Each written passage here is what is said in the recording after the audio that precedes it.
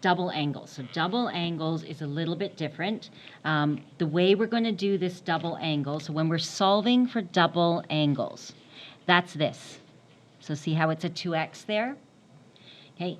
If I didn't want the x to be part of the angle, you would write it in front. So we're assuming that this is the same thing. Most books do assume that this is sine of 2x is the same thing as sine with the 2x bracket there.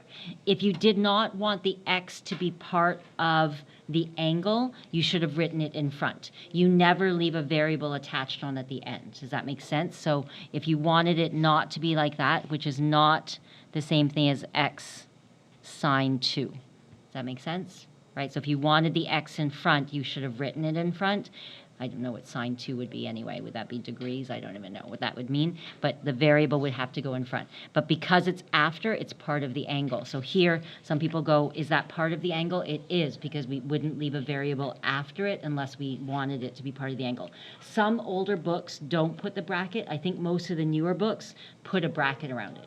I just want you to be able to read it no matter which way it's written. So that is sine of 2x, which means the angle is 2x. Does that make sense? Okay, so again, I think more of the newer books are putting a bracket around it, but I remember I was taught without a bracket. But again, I'm 9,000 years old, so there you go. So, okay, but that's the same meaning. So that's the angle. So that's what I mean by double angle. So double angle, we're solving for this. It's going to be the same thing as me solving for, so what you're imagining in your brain is it's the same thing as sine of theta. So pretend that that is a theta equals 1 over root 2. So you're solving for that like it's a single angle. Don't try to break the 2 away from anything. We're solving for it like it's an angle. So this is contained. So this here, you can't touch it until the very end. That's like a theta. So we're going to solve for a double angle. So that's what we're doing. It's something new. We have not done this before, so it's not something we have tried before. We're solving for a 2x instead of an x.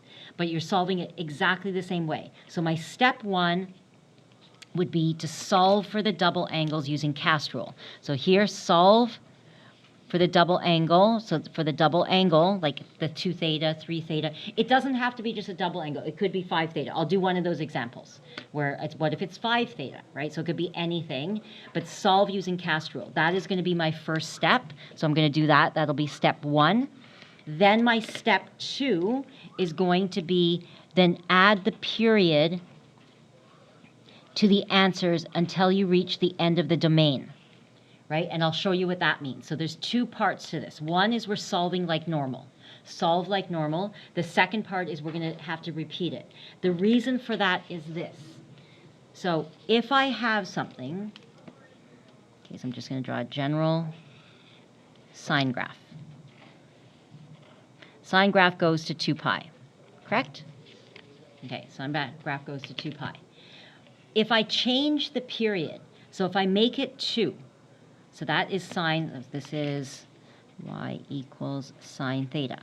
What would the graph of y equals 2 theta, sine 2 theta look like? 2 means the k is 2, right? So if I want to graph y equals sine 2 theta, or 2x, whichever. That 2 means horizontal compression by a factor of 1/2. It also means that the period, do you remember this, equals 2 pi over, and this is your k.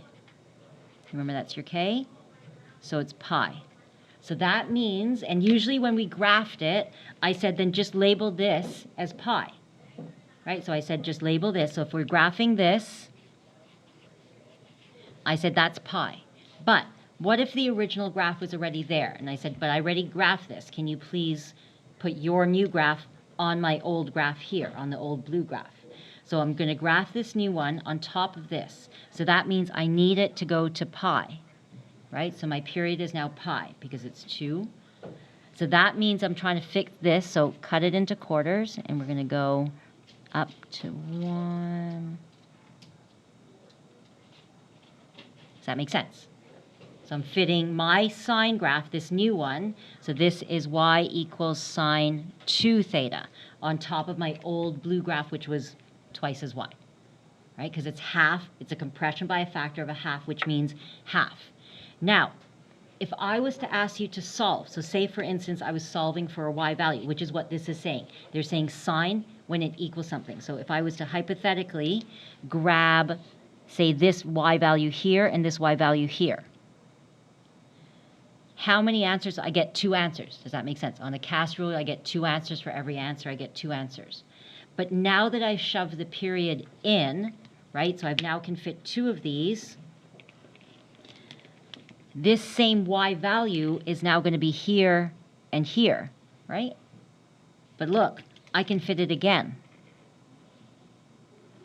So now I'm going to get 2 more answers. So 1, 2, 3, 4, all at the same y value. So when the period is changed, right, when the period is changed, you're going to get more answers because you've doubled the number of times it can fit 0 to 2 pi. Now, that's only if I ask 0 to 2 pi. What happens if I extend it the other way? Well, we're going to do the same thing, so backwards and forwards. So we're going to be able to do that cast rule backwards and forwards, and depending on the period. So how do I get this? It's this part.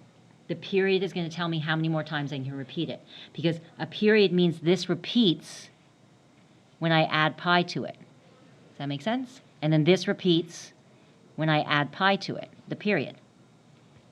So I'm going to solve it like normal. I'm going to get 2 answers like I do in the cast rule, and then I'm going to add the period to it. That's what these words are saying. It says, so solve it like normal, like a cast rule. So get your 2 answers.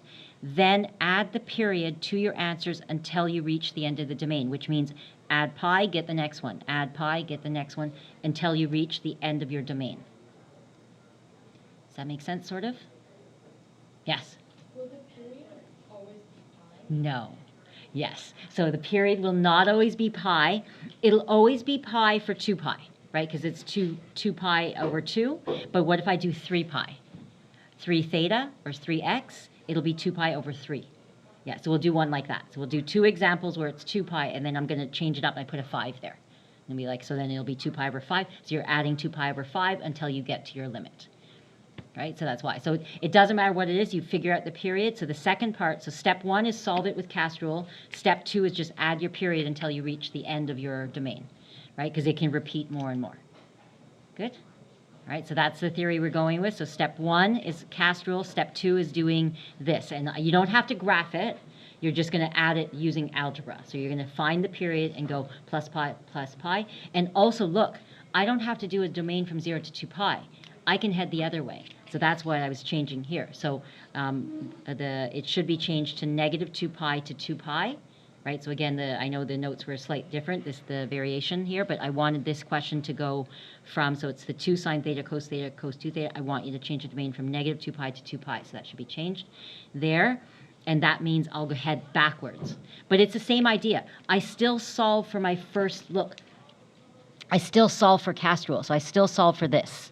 That's going to be step 1. So solve for my cast rule. And then all you do is add 2 pi. And if I want to go backwards, I subtract 2 pi. Subtract pi. I take my answers and I subtract pi. So minus pi. And you head the other way. So it's going to be, it's a bunch of algebra after that. So after you do cast rule, you get your answer for the first cycle, and then you add or subtract the period to it either way. It looks really intimidating, but you could get 10 answers just by adding pi to it, like a bunch of times. Okay, so it looks intimidating, but it's just adding your period. Okay, so that's the steps. So let's try it for the first one. So the first step that we're doing, so step in pink, is just solve it with cast rule like normal, right? So pretend in your head that you're solving for theta, right? So you're solving for sine theta equals 1 over root 2. So if that's over here, so just ignore that over there. We're going to do this. We're going to say 2x, pretend that's your theta, equals, and you don't have to show this, but you're doing it just like regular, right? So 2x equals, and you don't have to show that. You can skip that and go straight to 2x. Now, do I have to change it to a beta? No, it's positive, right? So I'm just going to do what I said last time. So it's 2x1. My first answer will be, and 1 over root 2, what did you get when you get that? It's in radians. Radians here. Radians. It's going to be, yep, pi over 4. Perfect. Yep. So this will be pi over 4, right? 45 degrees. 45 degrees, pi over 4. Do the same thing. So pretend that's your theta. So you're going to get your second answer. So for my second answer, we're going to go 2x2, right? So we're going to, using the cast rule, and we're saying, okay, my first answer using cast rule is going to be first quadrant. So I'm getting this one here, first quadrant. And my second one, CAST, I need to go over here. Right, so my 2 quadrants. So then my second answer would be, so ignoring, so just pretend that's like a theta. Pretend it's like a theta. It's pi over 4, so what else would it be? 3 pi over 4. Is that okay? So 3 pi over 4, stop me if I'm wrong. 3 pi over 4. So theta equals pi over 4, theta equals 3 pi over 4. But it's not theta, it's 2x. Right, so 2x is just like the angle, it's my theta. Right, so does that make sense? So theta equals pi over 4, we're used to doing that. Okay, so we got x2. So then we go, that's my answer. So that's one cycle. So that's my highlighted green. So I've answered step 1 is getting this. Now, you need to solve for the x though. So you're going to do it like regular, divide both sides by 2. So then this would be pi over 8. And this would be 3 pi over 8. Divide both sides by 2. That's it. You're just solving like algebra. Solves like algebra, so we get our 2 answers. So that's step 1. So that is step 1. Step 1 is done. Okay, so step 1 is right here. We've solved using cast rule. Then the second part I want you to do now is the period. So figure out what your period is. So I'm going to do my period here. So my period is 2 pi over, and my k value is 2. You seeing where I'm getting my 2 from? My k value is 2. It's in front of the x. So my k is always in front of the x. So then this would be, my period is, and you don't have to show me this, but I'm just showing you how I got it, is pi. Okay, so you can go straight to my period is pi right here. Period is pi. You don't have to show me 2 pi divided by 2. But that's where I'm getting that from. So I got a period of pi. So then I take my 2 answers, which are in my first, so again, it's like this idea of I've got the highlighted part, but now I want to add or subtract until I get to the end of the domain. So I want to go all the way to 2 pi. So I'm going to take my first answer here, and I'll go, say, x.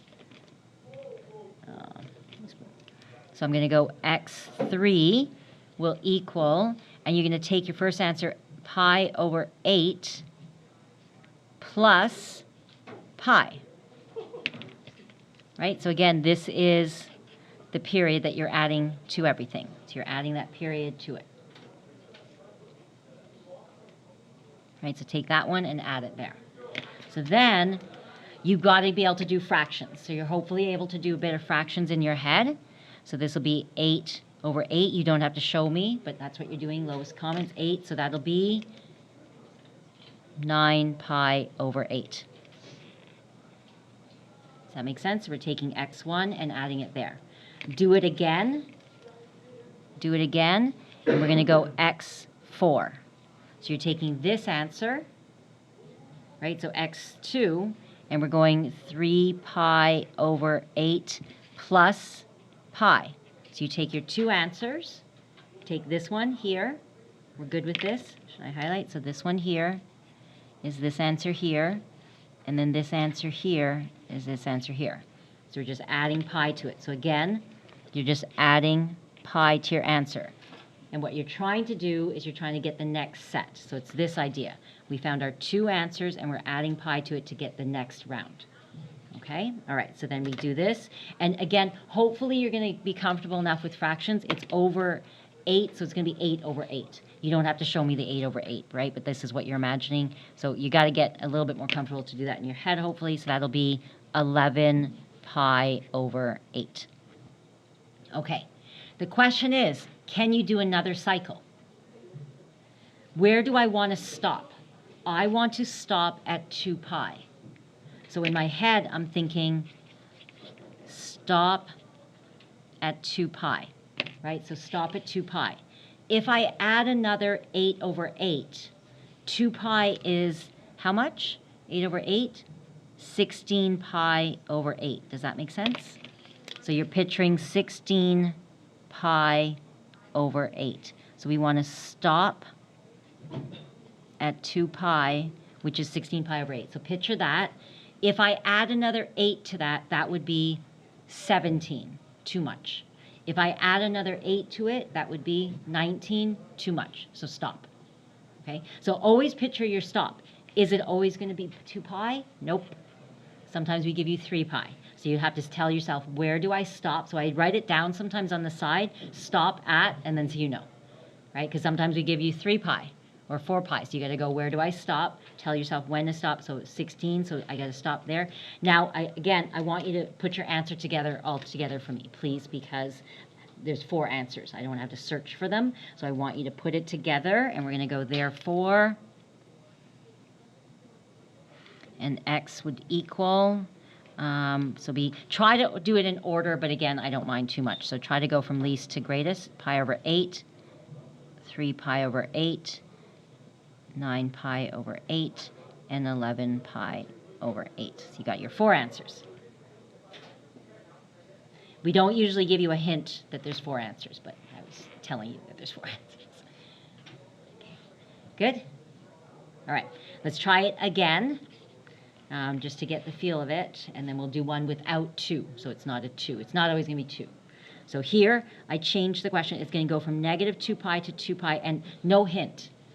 No hint to take that part off because I actually changed the domain, so it's not going to be 4 answers. It's actually going to be 8. I'm pretty sure 8. Yeah. Okay, here we go. So I get 2 sine theta cos theta equals cos 2 theta. What is screaming at you over here? Sine 2 theta. It should be screaming at you. So again, you didn't have to memorize it, but you should be recognizing going to, that is definitely, and combined with cos 2 theta, I'm going to switch them both to cos 2 theta. Right? So I'm going to switch this one to sine 2 theta. This is cos 2 theta. Then what we taught you before in grade, I can't remember, when we learned this, grade 11, when you have a single sine and a single cos, we always change that to tan. We change that to tan by dividing both sides, right? And we changed it to tan, like that. Right, we always changed it to tan, and that was the best way to solve when you have a single sine with a single cos. Okay, so again, picture that this is one angle. Tan of an angle equals 1. You should hopefully recognize that that is, again, special, right? We know it's a 1 over 1, so we know that 2 theta, okay, equals, and you should know it's 45. Right? Again, if you have to do the degrees first and then convert, that's fine, but hopefully you recognize. Okay. That is going to be in my first quadrant. So that would be here, first quadrant, and tan is positive also in T, so over here, that quadrant. Okay. So I don't need to change it to beta, right, like I did on the other page, because it's already positive. Right, so I wouldn't waste your time going to beta because it's already positive. My first answer will be my first answer. So this will be my theta 1. That'll be my first answer. Okay, and now can we do theta 2? So 2 theta 2 would be 2 theta 2, and that would be all the way around. So that would be 5 pi over 4. Okay, 5 pi over 4. Okay. So we're done the cast rule. We just have to solve for the 2. So whatever's left there, we're going to solve for it. And then we'll do the second part, which is going to be the period. Right? So let me solve for this. Divide everything by 2. So theta 1 would be pi over 8. Theta 2 is 5 pi over 8, like that. Okay, so that's step 1, cast rule. Am I okay there? All right, so step 2 is the the period, right? So the period. So for my period here, which way should I go? I'll do go on the side. Okay. So for my period,